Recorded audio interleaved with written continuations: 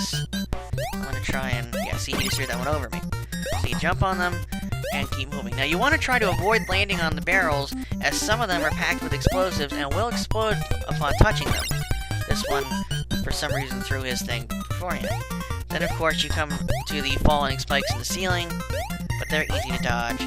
And then you climb up, making your way to the exit. Once again, avoiding the anvil and touching the powder kegs, I guess they are. Going through the exit leads you to the boss of World 2, who's the pirate captain. For him, I recommend being aggressive as possible, as he'll just jump up and continually throw barrels at you. So wait until he lands and immediately jump on his head, then he'll jump again and drop another barrel, and then land again. Find him, and jump on his head once more, and he's done. He falls away, and the key appears. Grabbing the key ends the level. 2 keys down, 3 to go.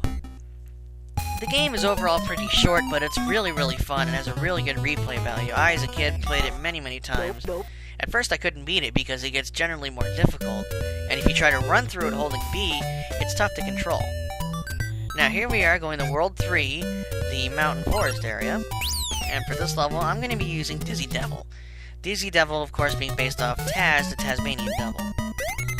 Now here we are, jumping through the forest here. This time, instead of carrots, we're collecting, I guess, apples.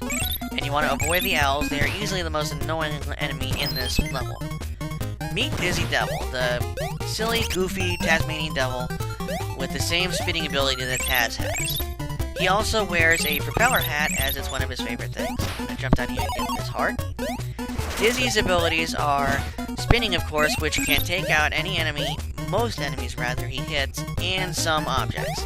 Now, Dizzy unfortunately can't run, so that makes him the slowest of all 3 characters, and most people usually just avoid him as it's easier to fly through it as Plucky, or jump over everything as Furball.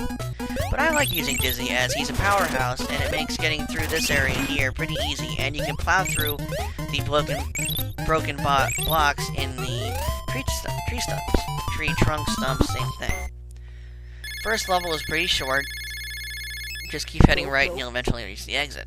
Now, level 2 is much more tricky and introduces a new enemy, the face in the tree, which we will see coming up as we take out a squirrel. Now go around here. It also introduces bees, but they're pretty easy to dodge, as you can just keep walking and they won't be able to catch up with you unless you stop. Get another heart for another useless life. There it is, the face in the tree. The face spits out 3 bats, which come at you at different trajectories, but they're easy to dodge and you can simply jump on them and get by. But they're kind of obnoxious, as if you don't time your jumps right, you will get hit and most often die. But with Dizzy, if your power is full, you can just go into your tornado spin and take them out that way. Not going to turn in the buster for this. Also, there are hedgehogs, I guess similar to Sonic the Hedgehog, but not quite, that will spin at you. Once again, jump on them when they're not spinning, or just hit him with Dizzy Devil. Now here we are with Elmira round 3. Unfortunately, you can't take her out with Dizzy's spin. She's one of the few enemies that the spin has no effect on. And you just have to keep jumping back and forth on these little platforms here. Whoops, I just fell. This is bad. Like I said, Dizzy's the slowest. But thankfully the exit appeared and I was able to get to it. You can just jump back and forth on the platforms, staying high overhead and away from Elmira, but of course if you fall, you gotta be careful and avoid her. She's easy to jump over, but you gotta time it right. Now here we are in the 3rd level of World 3, this cave area filled with bats and rats. Gonna try and, as that bat took a big dive and nailed me. Gonna try and avoid him here. Whoops. Thankfully Dizzy can swim. All the characters can swim. That's another thing. All characters but Plucky sink when not pressing A in the water.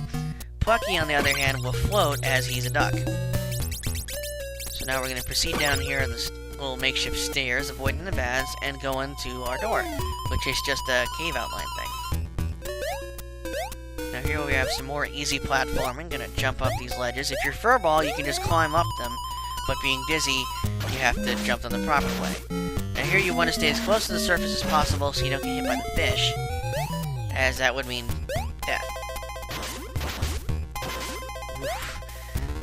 You can actually just keep hopping and you'll stay right on the surface, as I just did there. Now we're 2 doors down. If you reach the end of this level here, you have to avoid the moving spike balls, which are pretty simple to avoid. Being Furball would allow you to jump up that path, which I think is just a shortcut. It might lead to a heart. I don't remember.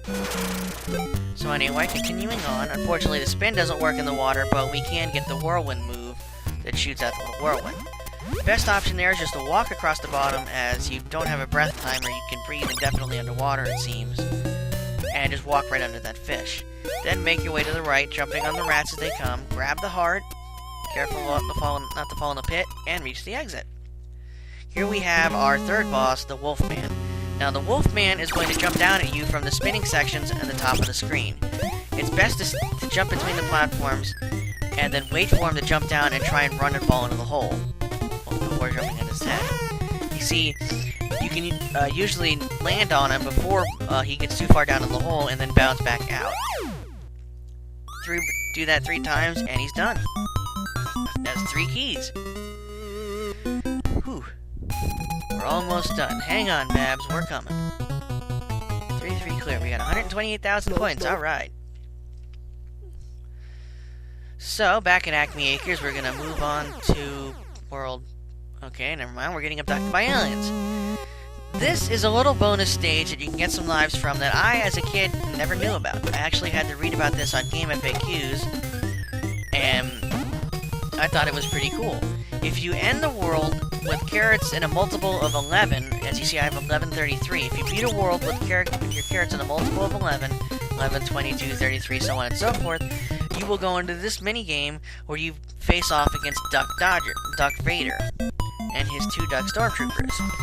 As you saw there, the Stormtroopers happily walk back and forth, while Duck Vader shoots his laser beam at you. The laser stays at the same trajectory no matter where he is, so as long as you're not directly in diagonal sight of him, you can avoid it pretty easily.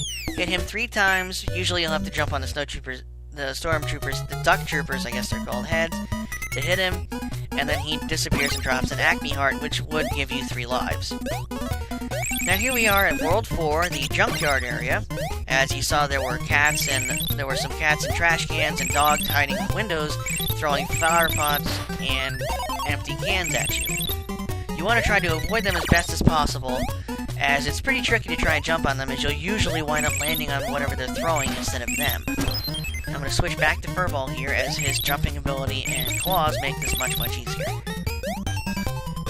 This part is kind of tricky, as there are dogs overhead throwing flower pots at you, and you gotta jump from little square to little square here while avoiding them. It's easy as Furball, because sometimes you can just walk off the square, and then he'll grab onto the next one with his claws, and you can just jump back up.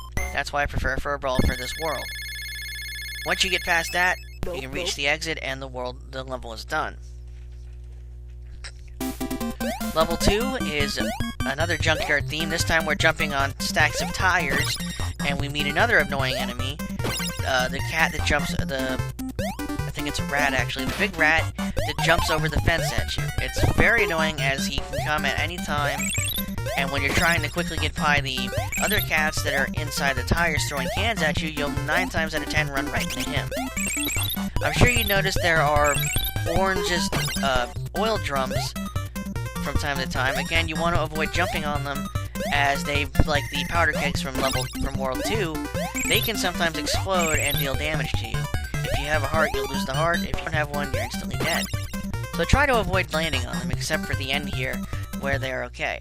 I think the one behind the exit might be, trapped, I don't know. But you usually don't land on that one. Now here is one of the more easier Elmira stages, as there are platforms floating up in the air, and she's stuck at the bottom. She can't jump, and will not follow you up. And you can just go up all the way to the top and wait for the exit to appear at the very top. With Furball, you can usually just climb up the left wall all the way to the top and jump to the final platform, but I chose to ride the platforms up to show you how you would do it normally. Here we are, the last level of World 4. It's a building setting here as you're working your way up, avoiding the rats along the way. The rats are usually easy to avoid, as they'll either walk towards you or just jump in place. One enemy you'll have to be careful of is Pinky the Canary here. At least I think it's Pinky.